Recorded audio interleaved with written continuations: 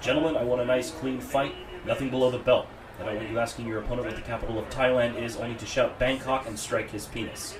No fish hooks, bait and switches, tackle boxes, or night crawlers.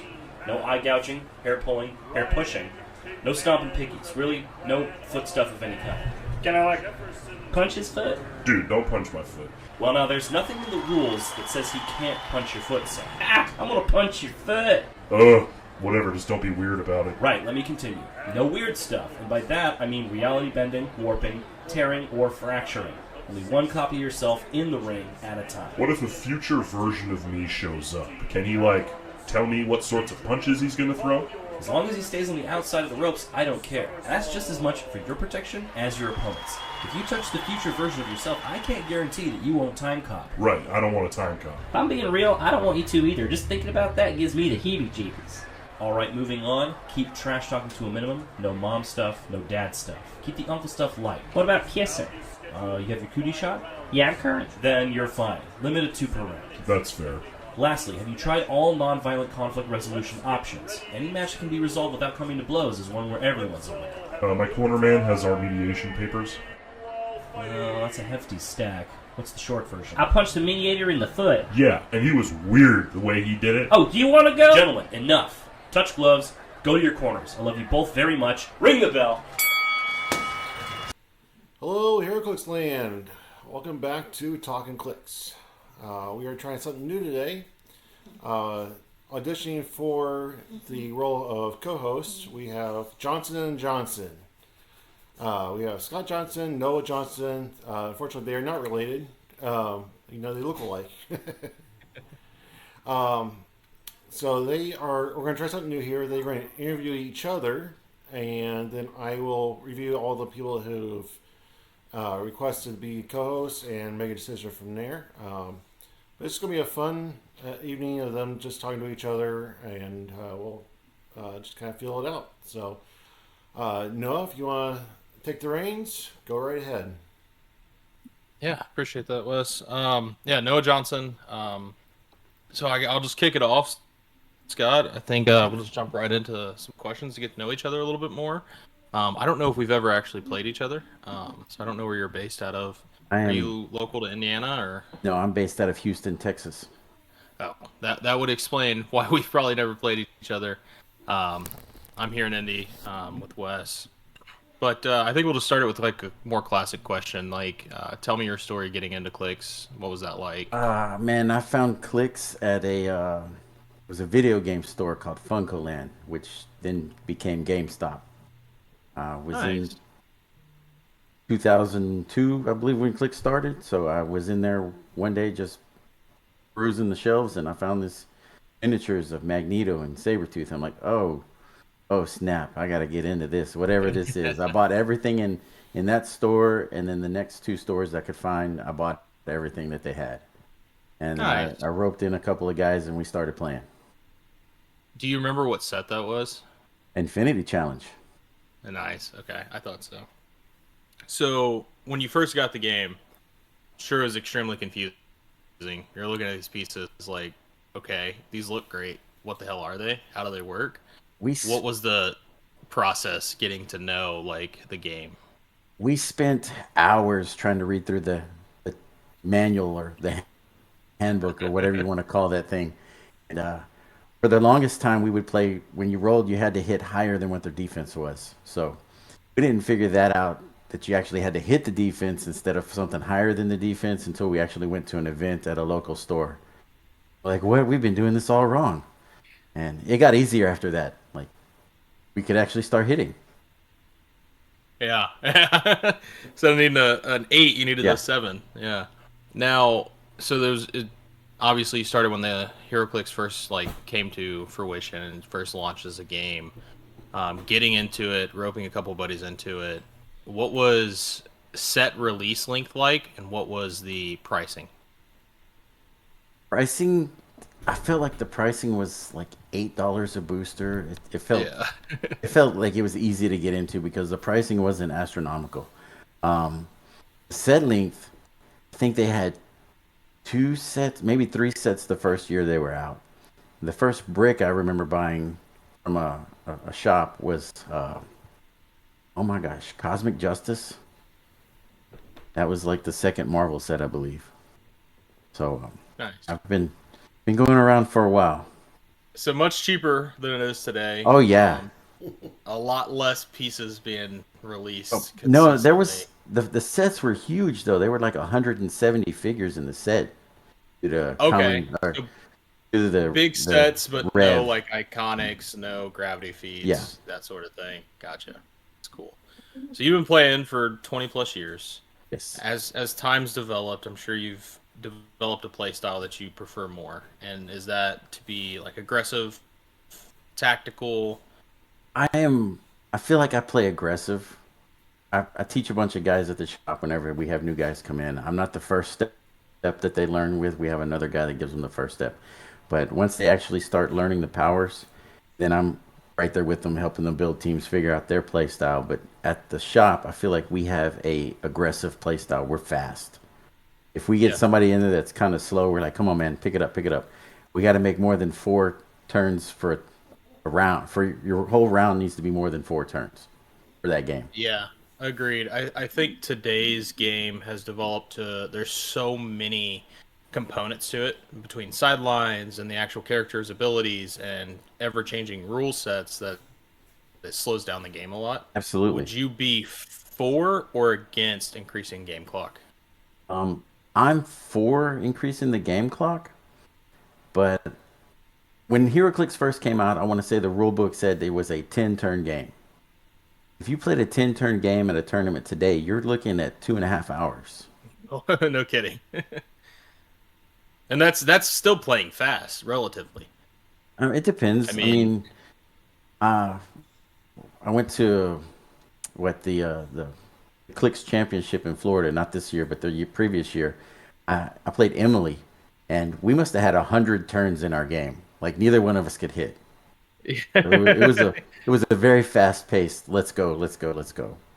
Yeah, and sometimes games have to be that way. I think for me, it takes a little bit of the fun out of the game. If it's like, let me sit here for 20 minutes and decide what I want to do on this turn because it's I'm going to gonna be so critical. sidestep, or I'm going to put my popped Unimind. It's gonna take me 15 minutes to figure out where they're gonna go, so you can finish your turn. I hate that. Yeah, I at some point it's like I look back on games and I'm like, yeah, I should have done that. That was a mistake. And maybe if I would have thought it through just a little bit more, I would have been in a better position. But also, I'm more of an aggressive player as well. Like I want to get into it. I want to see what's happening and just see where the dice roll. I mean, inevitably that's Now- what it comes down. I feel like you can build defensively and aggressively at the same time. I feel like your play style will lead you more towards. If you're aggressive, you're going to go fast. If you're more of a defensive player, you're going to play kind of slower. Yeah, and I will sometimes catch myself like I'll build a team that's a little overcomplicated, and then I'll get into the game, right? And I'm like, okay, this is a little bit more than my play style because of how much thought process has to go into each turn. So then I'll dial it back, come back to a I team. know. that I I'm love more a comfortable with. complex team. I know. The more I know. complex, the merrier. I want just straight up like I'm a fan of reducing sideline components. Like I don't think it should be 6 per 300. I think it should be 3 per 300. I don't like the flexibility that sidelines have given the game. I think it just makes it a completely different game from what it used to be. Just an opinion, but nevertheless, we got our sidelines, and people will definitely take advantage of them. So. I can't So say you I go don't like the sideline. I feel like the sideline is a necessary evil. So when ID cards were out, I won Louisiana State Championship 2 years in a row because of ID cards. And I feel like if you knew how to play it and you knew how to mitigate it, then that's one thing. Now, if you can abuse it to where you're popping your sideline piece out and then getting him off the board in the same turn, I feel like that was not intuitive to how the game was designed to be.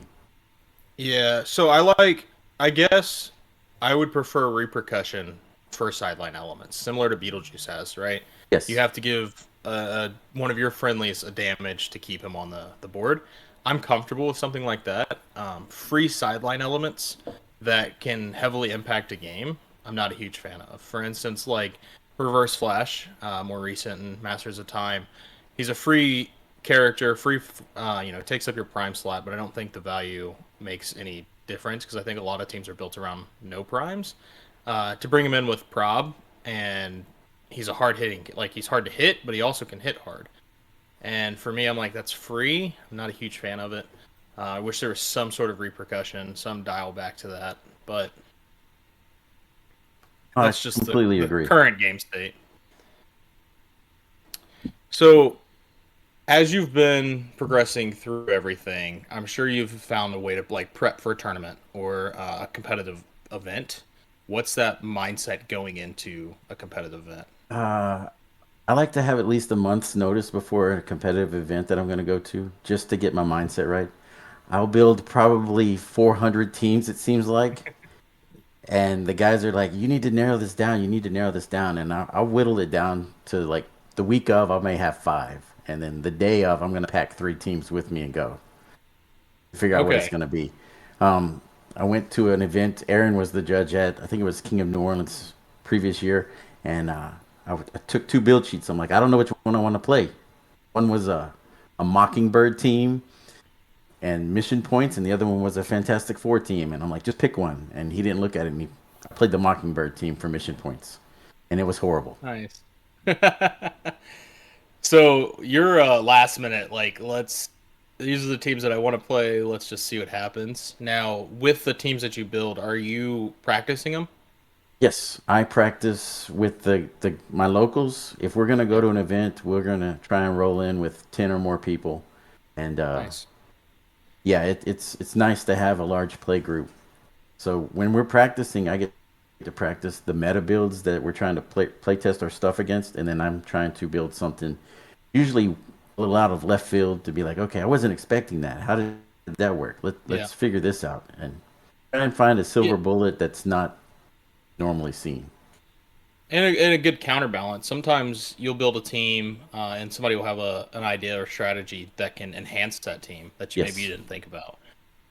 So giving playtesting time, I think, is important. I often find myself like, hey, let's just dive straight into this. Like, I'm just going to bring a team and see what happens. But it doesn't always work out the best because I haven't had time to prep and combo, per se. And vet the mechanics on how things work together. Yes. Correct. Yep. Absolutely. So how do you adapt to ever-changing meta in this game? I feel like you can try and be reactive to what you see, or you can just play test your team to where you know it in and out, and they don't know what your stuff does. And I feel like that is the best way to counteract the meta. If you have your team and you've practiced it and you focused on it and you've worked out all the kinks, they're not going to know what's coming because it's not the normal meta that they've seen. So I think play testing it out will help you counteract the meta, whatever you're playing. Yeah, I agree. Especially with like rule changes, I think just like getting into it and understanding like, okay, this is what this new rule means, and this is how it's going to work for my team or against my team. And I think having a really good understanding of that plays a huge factor when you actually get into a competitive game. So you're prepared for it without being, caught off guard. Absolutely. So you're coaching. I'm sure you've judged in the past or currently judging. What do you think is the most common mistake new players make? Easy answer: positioning. Yeah. Positioning is 85% of this game, I would say. If it's like in chess, if you don't position your stuff right, the dice rolls won't matter. Yeah. So anytime anybody asks me what's Heroclix, that is like a high level answer, I say it's superheroes that play chess. On crack. I think it's just the easiest explanation, especially for like even like family members that ask me, just without like diving into it and then getting into the mechanics of the game. But yeah, I would agree. I think positioning. The other thing I see often is looking at the card too often and not the dial. Absolutely. They'll get stuck in the mindset that they have a certain power because it's on the card, not showing on the dial. That's one reason I build a very complex team when I go to events that I really want to play. If I can give them some analysis paralysis by reading my cards and they're not understanding how the minutia works together, and I've kind of won already Sure. because I'm So, slowing their mental capacity down to see how I'm coming at them. so at competitive games, do you read every team's cards that you play I'm against? not gonna say I read everything. I mean, if you've seen Carnage Silver Surfer in Game 1, then you've seen him in Game 7, and Yeah. you know what he's gonna bring. So I don't typically read my opponent's cards unless it's a figure that like I've just never seen or it's just not like current. I'm usually in the mindset like either they're gonna play very similar to how the meta team that's being built currently is played, and I already understand how that team's played, or they're gonna play a completely different play style and it doesn't matter. And I think that if you focus on just board mechanics at the time per turn, you'll have a better outcome than if you focus on like what the cards say. Yes. I Very think much it's a so. little bit different. I think in most games people are like, "Hey, can I see all your cards?" And I'm like, "That's cool." And even if I went and read everybody's cards, I'm like, I'm not gonna remember all of it. Like, I No. can't even remember what my characters do. I have to read my cards, so I'm not gonna remember what yours do. So it's just interesting. But I think some people benefit off of that. I think they read a card and they pick up very quickly on what a character can and cannot do. Especially people that pick up really well on wordings. Obviously, we know Heroclix is not the best with grammar, so the wording makes a lot of I am difference in what the character does. constantly asking Aaron or Barnstable, I'm like, is this what this does? It was Wakanda Hulkbuster the other day. It says you get one free action. It doesn't say one free action per person, one free action per team. It just says one free action. So, what is the one free action? Yeah, is it once the entire game? Like, what are we? Yeah, absolutely. Yeah, Yeah, I think less is more, but also it needs to be seamless across the board. Now, Like, can we're about 15 minutes and, here, so let's go for one more question, and then we'll switch roles and let and Scott take may over. the differencing factor there, but I think okay. sir. Um, yeah, I just think the if somebody hired like somebody that went to college maybe for English or something to help write the cards a little bit better, not even needing to understand the game, I think that would play a big factor. All right, so we got one more question, then we're going to switch roles. So let's just jump into a story of yours. What's like the wildest or most funniest moment for you in HeroClix? Um, Wildest or funniest? I don't know. I have a lot of HeroClix stories of just travels. One of my favorite things that's happened recently is we went to the IC region. No, was it IC regional? No, it was Texas States Hmm. that we did in Austin, which is roughly a 3.5 hour drive from where we play at. And we rolled in. There was 34 players there, and I brought 16 of those players, and I got fellowship off of that. So I was like, all right, it's nice to see some recognition off of how much effort I'm trying to build the community and get us to travel to an event. And it's a lot of coordinating to get that many people to go 3.5 hours out of the way to go play a game. So Yeah, that's an easy answer, and that's the most probably one of the most recent ones is getting yeah. that large play group that we have. And just to go off of that, I think this is insane. Texas is so big. You drove 3.5 hours and was still in Texas.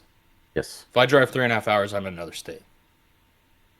In any direction, I might hit like the very, very top if I'm going north, just based on where I'm at. But any other direction, I'm in a different state. So that's funny to me. But we'll switch it over. We'll let Scott take over from here. All right. Hi guys, I'm Scott. I'm an alcoholic. No. First question for you. This was going to be a little bit of a mental acuity test. So if I have 4 apples and you have 3 apples, what color is an orange? Orange. All right, good. You got that one. That one's tricky. I mess it up all the time. So where are you from? You said Indiana? Yeah, so I'm Indiana. Play locally in Avon. Sometimes travel to Greenfield and also play. What kind of play group do y'all have? Is it 6, 10, 12? Yeah, so on average, at the Avon location, it's anywhere between like on a slow Sunday we'll have four good people. On a busier one, it's eight. So it kind of just diversifies based on work schedules for most people. Absolutely. Is it always on Sundays or do y'all have different So days. Sunday for Avon, the Downtown Comics in Avon, and then for Greenfield, it's usually on a Saturday. You play at home a lot? I don't really. I don't ever really play at home. Just Roll 20 usually at at all? venues. You said what? I'm sorry. Roll 20?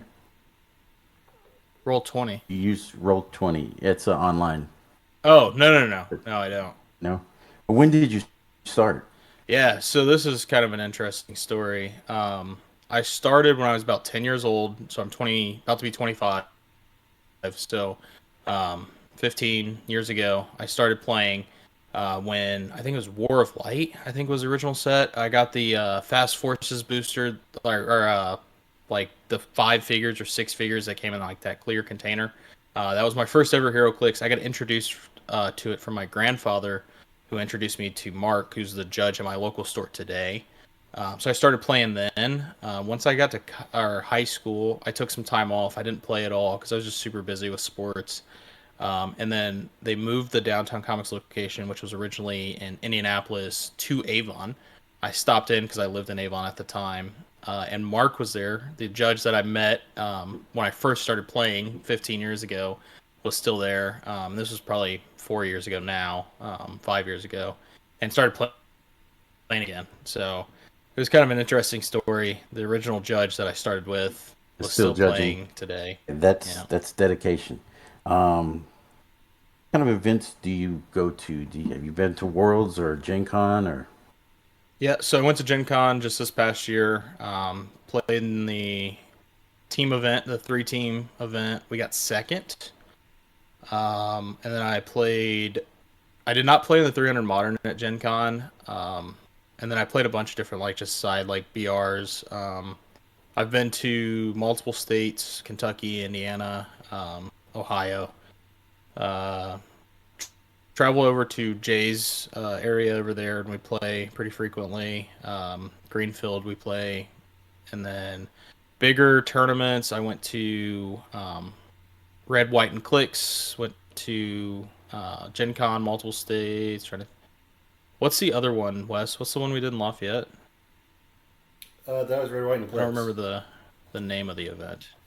That was Red, White, and Clix. What was the one that was in the summer then? Oh, that was There was one that we did in the summer too. That was also at a. Oh,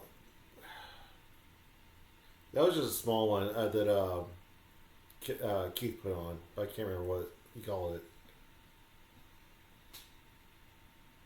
Yeah, I don't remember what the name of it was, but we've gone to that one too. Those are pretty good turnout events.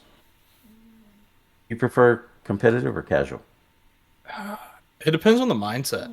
I think I get stuck in the mindset of like I've been going sweaty for too long and I've only played certain figures. And I'm like, I have these other figures that will never see the light of day in competitive, but I really want to play them. So then I'll want to go on like a binge of just like casual fun game modes. I love casual more than competitive. I feel like the game has to have both to survive. The competitive pushes the envelope. But yeah, it's the same, I don't know, 25, 50 figure pool that everyone's trying to build out of. The casual game, I feel like you can learn new styles of play or new nuances to make things work together. And you can find some really fun games that way. Even when they went to Pauper, it was the same pool of pieces that were doing. Well, I think casual is what makes competitive pieces competitive. People learn that these pieces can be viable in competitive play by playing them casual tournaments. And I think you have a favorite casual game that you like to play or a scenario? I'm a sucker for like a 500 modern. I like a little bit bigger of a game. I think 300 modern, then you start to talk about like people starting to play a little bit more competitive, even if it's a casual game. I think 500 modern just opens up that envelope for like a lot of different variety of teams. I love build restrictions. Currently at my local venue, we're doing something we call a 4-letter word tournament, like the Final Four bracket. Yeah. Where you're building your team. It's going to be modern age, but you take the first letter of your character and you have to spell a 4-letter word. You're utilizing 4 characters, your equipment, your sideline, and then you play in a pod, and they see the bracket, and you play through the bracket. Like a Nice. Final I Four. like that. It is. Yeah, that's nice. It is. I spend so much time building teams for this event. This is like the 4th year we've done it, and I feel like I'm always cranking out like, oh hey, again, here's 48 teams, and I'm only gonna get to use one. Yeah, yeah. We did an alphabet soup tournament not too long ago, and I really enjoyed that. I think it, really pushed the envelope of teams that you could play. And we all saw a different team, which was nice. Different So- letters even. Next question I have for you: would you say you're more of a builder or pilot? I would almost say a pilot, mainly because I fixate on one piece. Like, I pick a piece and I'm like, I really want to play this piece. So then my entire team is built around that single figure, which can be good. But I think it also gives me like tunnel vision sometimes as to like what else is out there. Did you play a team someone else built for you? I haven't in the past. Well, I take that back. I have in the past. But oftentimes at like my local venue, I'll build a team or they'll build a team, and then we'll piggyback off of it, and then like develop a new team from the original team, and then we'll both play that team to see how it performs. Another game we play is called Another Man's Treasure, also called Team Suck. You're going to build the worst team you can possibly build with whatever restrictions they put in, and you're forced to swap teams. So if you built the worst team, then you're going to beat it with whatever garbage they gave you. So I like that. it's just the... All right, so if you were to have 2d6 in your hand right now, and you're going to get a crit, is it going to be a hit or a miss? It's gonna be a mess. Everyone wants to say it's a miss. What's your most crit misses in a game? 4. Four. 3 of them back to back off of props. But they didn't stick. So do you The really last count one it as a did. crit miss? The last one did did.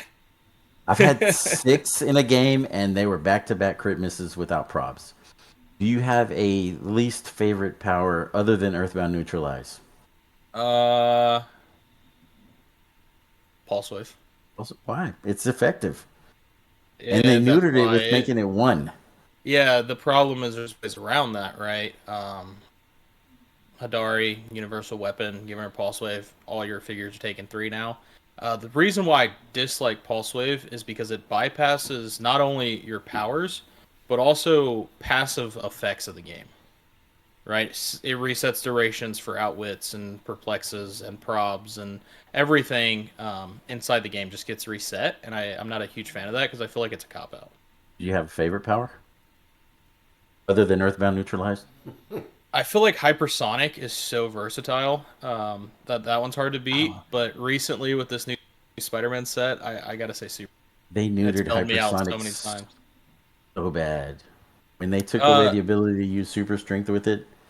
Yeah. That's what. When was that? That's been a while, right? It's been a long while. Yeah. Okay. Yeah, I was just say that's not been a recent change for sure. No, it's been a long... I'm just showing my age. Have you been to Rocktober or the Rock Cup? Or Worlds? No, I've never been to Worlds or any of the Rock Cups. I've been to like ROC states and stuff, but nothing like that. I'm gonna piggyback off of Wes, one of his questions. If you had an alter ego that was a pop culture character, who would you be? Oh, are we talking in the realm of like superheroes or Pop culture. If you want to be anime. honestly? I feel like I'd want to be somebody in like a band, almost like James Hetfield from Metallica. Almost like I think that would be so fun, like a fun life to live. Is your alter ego? Yeah. Rock out on the weekends and Yeah. mild mannered Noah on the weekdays. Yeah, exactly that. Another weird question for you. Heroclix etiquette. To me, I call it Heroclix. How do you open a booster? From the top, the bottom, you just rip into the side like it's a Slim Jim. I got 2 different ways. Depends on how much time I'm given. So like if it's a sealed tournament or game, and we have to sit there and wait until the judge says we can open them. I cut the tape, and then we'll open them very nicely and pull them out. If it's I'm just buying them off the shelf, I rip it from the The bottom. bottom is the easiest way. There's one piece of tape. Yeah. On the top, there's two. I can't watch Scott Porter open those boxes when he's opening the top. I'm like, nope, open the bottom. It's so much easier. One piece of tape. Yeah, I know. Some people like keep their boxes, so they're more delicate with them. I'm a Grip it. let's throw all that Rip it, away let's right away. go. Yeah. Have you ever pulled a God Pack? No, never pulled a God Pack. An be Ultra nice. Chase? Trying to think. More recently, no, for sure. I'm trying to think. In the past, I want to say yes, from like an older set, but I can't remember what piece it was.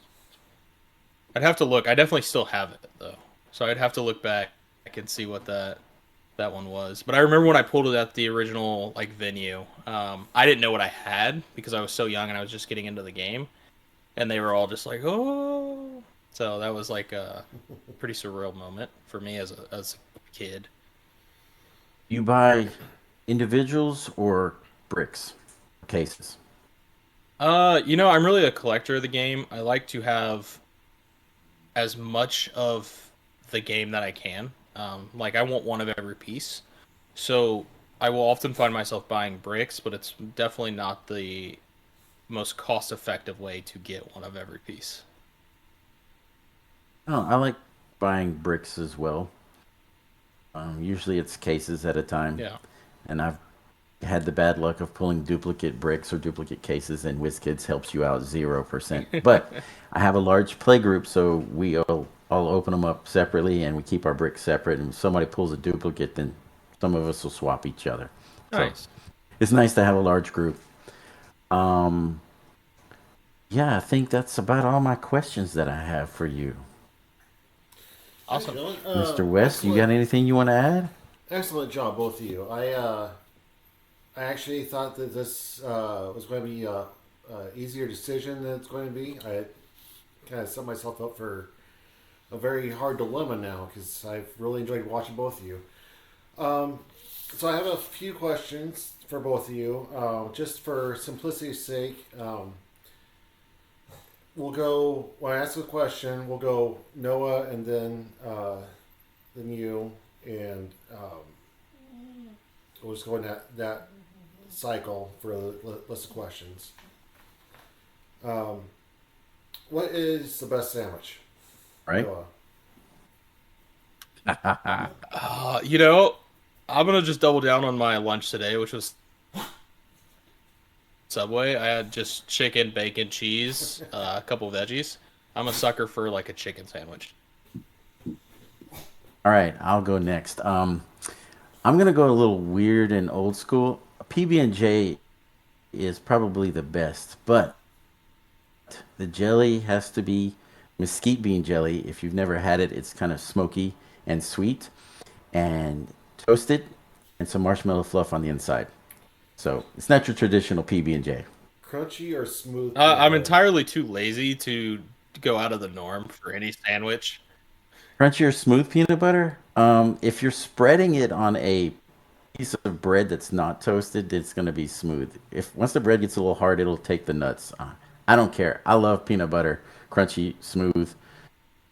Either way. Yeah, I agree with Scott. Yeah, I don't really care if it's peanut butter. I'm eating it. I use a couple second delay here, so if it sounds like I'm stepping on you guys, I'm not. It's just taking a couple extra seconds to get to you.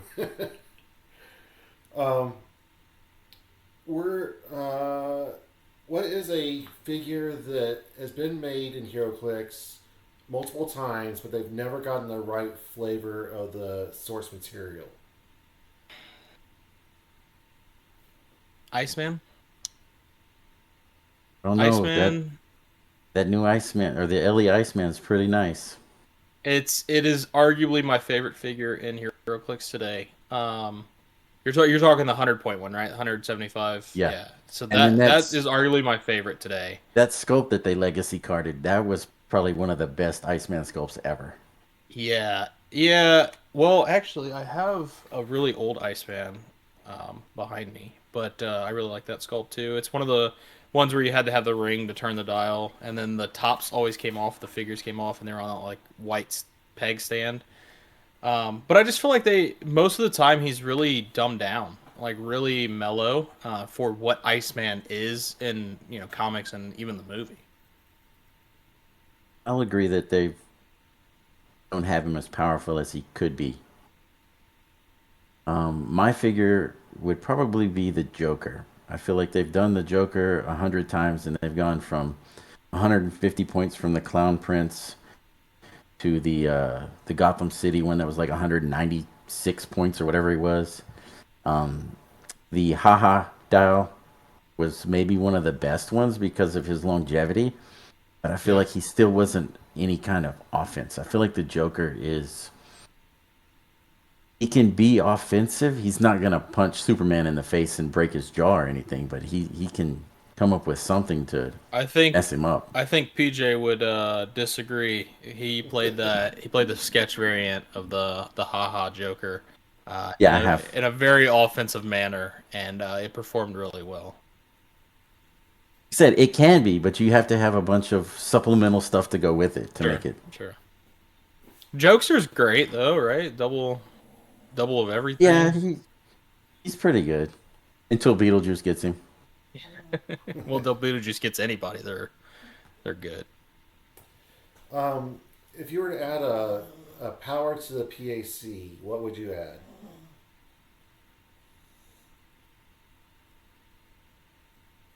Oh, that one's tough. I think I wouldn't add a power. I would change a power. I would change Impervious to be more powerful than Invincible, where it's a guaranteed reduce 2. Reduces penetrating damage. 5 or 6, it reduces it to 0.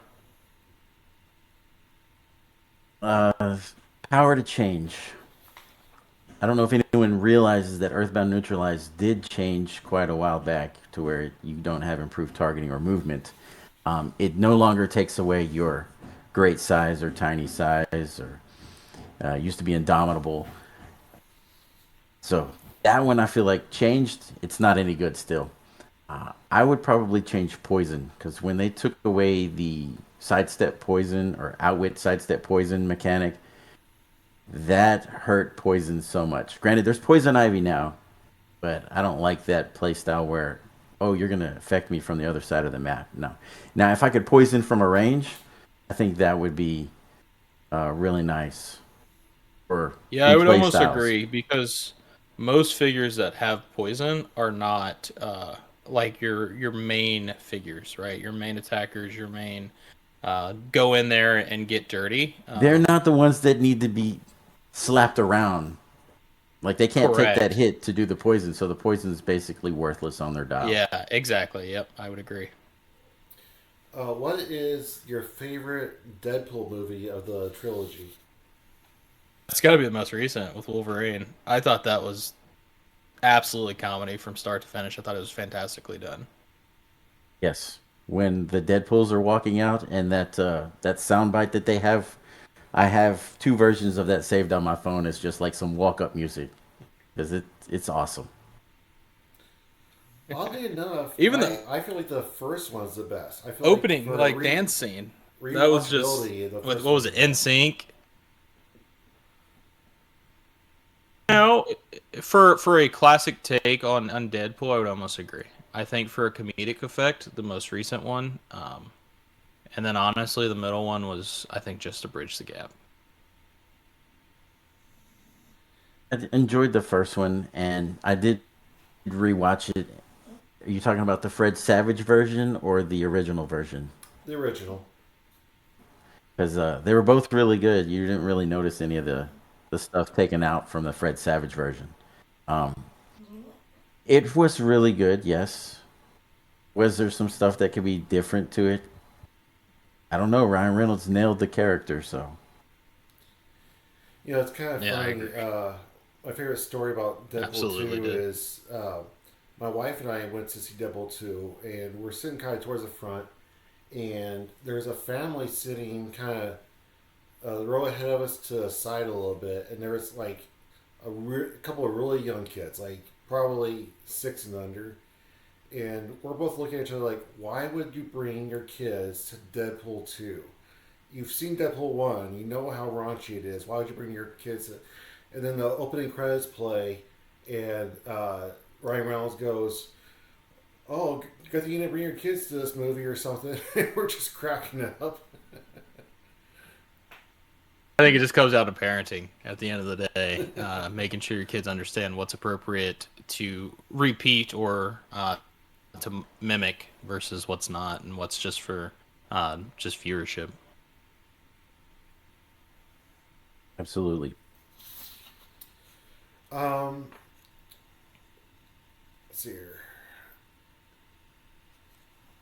Will you guys be attending Red, White, and Clix in November? November. Yes, absolutely. Okay. It's going to be the second weekend of November, and it is what 1,300 miles away. I don't know yet. Maybe That's a little unfair for Scott. Yeah. I only have an hour and a half, 2 hour drive. Although Alonso Gutierrez flew out from California for it, so. That's who we lost to. We got second in that team event with Emilio and Alonso. So tell me why you Me, guys. Brian, and Carter. So wanna be normally, part of this broadcast. I think for me, it's no offense to either of you guys, but most people that are prominent in like the media side of Heroclix tend to be a little bit older, and they've played the game for a really long time, and they've seen the game develop. And I think that somebody that's a little bit younger has a different thought process to the game, and even just a different mentality when it comes to playing a game that isn't reached by everybody, and different insights. And that's really what the idea is just to get connected to different people, and then just to really share what I think about the game. And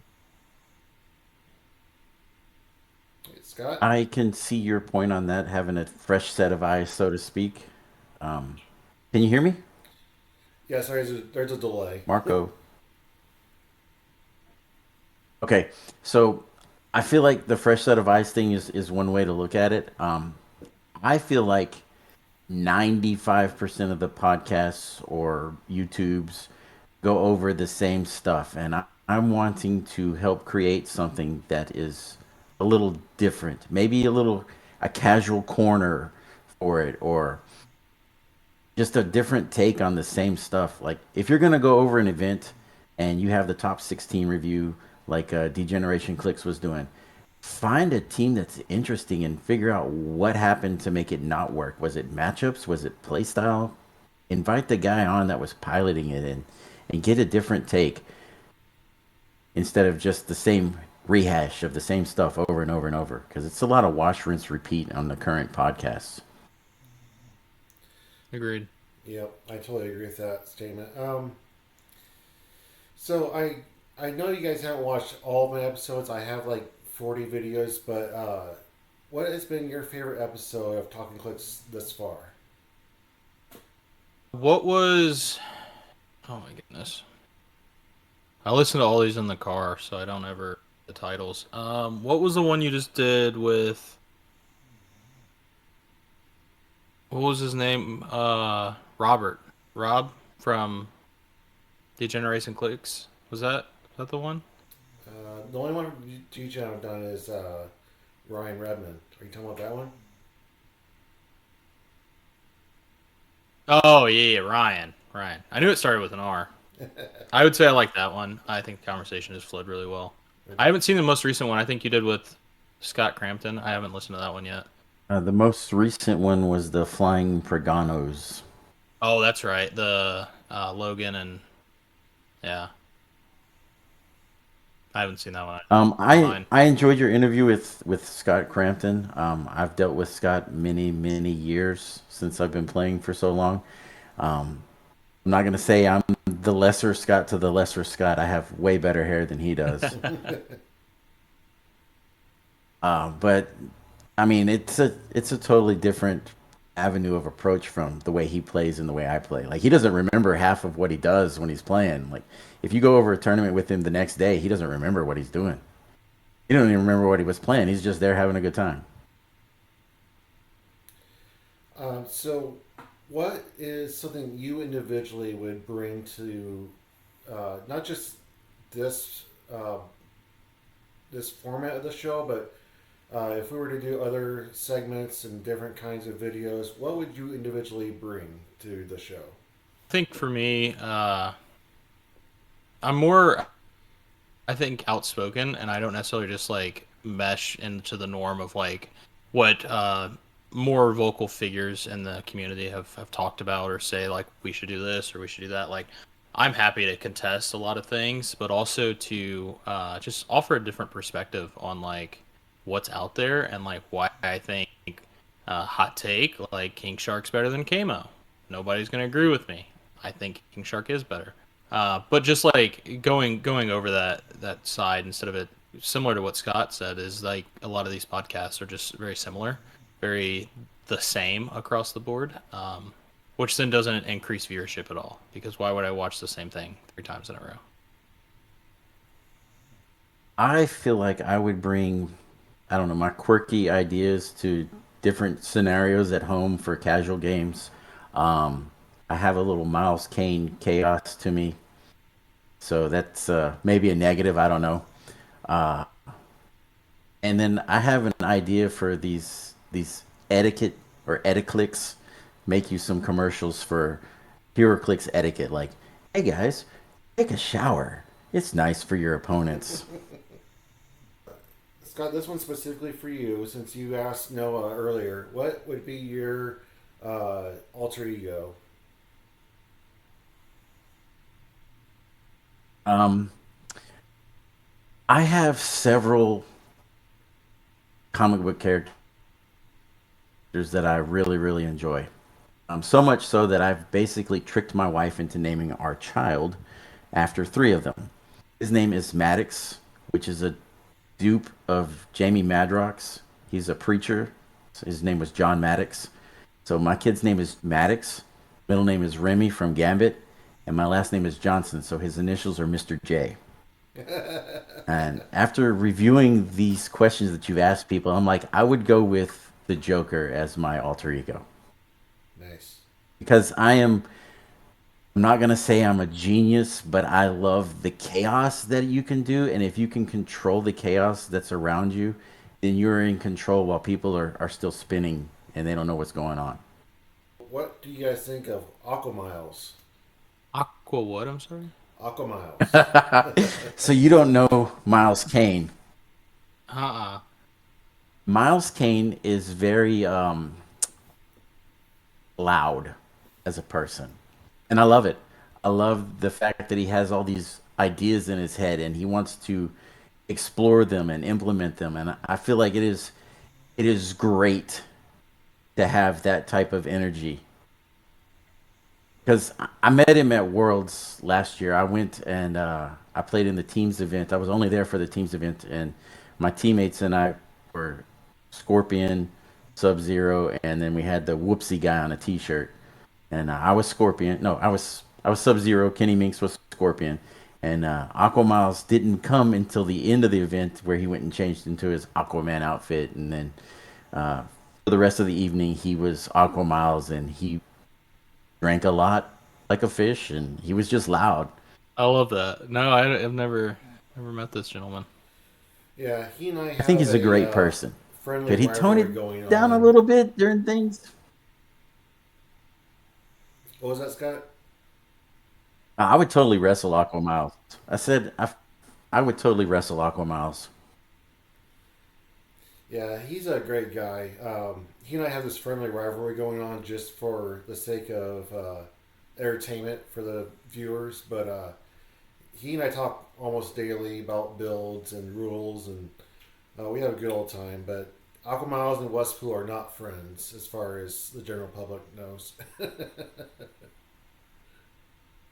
So that's about all I have prepared for tonight. Just wanted to just kind of see you guys in how you handle questions and each other.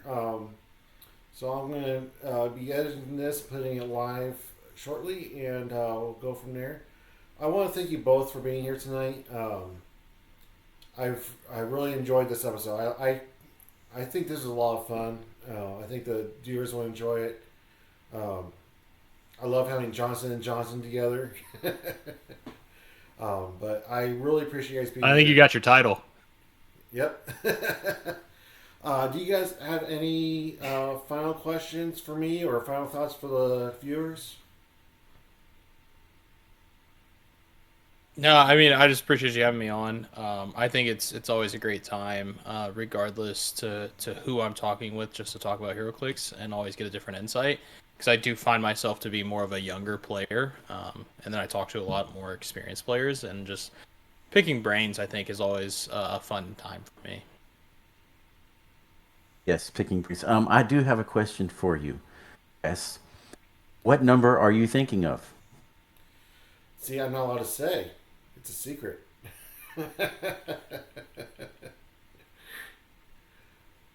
Now, that's all I got. I appreciate being on the show. Yeah. You guys know my classic sign off? Keep on clixing. Keep on clixing. All right, guys. You have a great night.